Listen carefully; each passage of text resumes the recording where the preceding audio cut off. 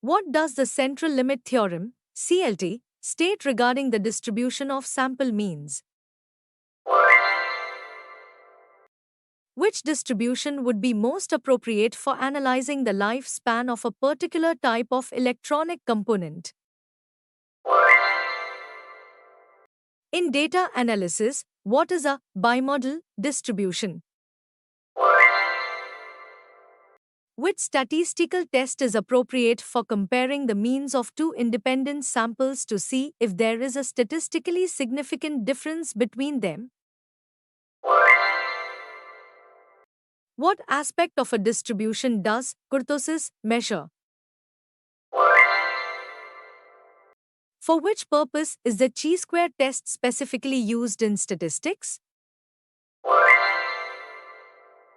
When analyzing categorical data involving more than two variables or categories, which distribution is most appropriate?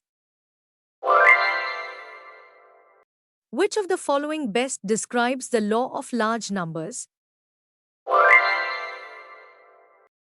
In the context of time series analysis, which distribution would be suitable for modeling the intervals between events? What does it mean if a dataset is described as having negative skewness?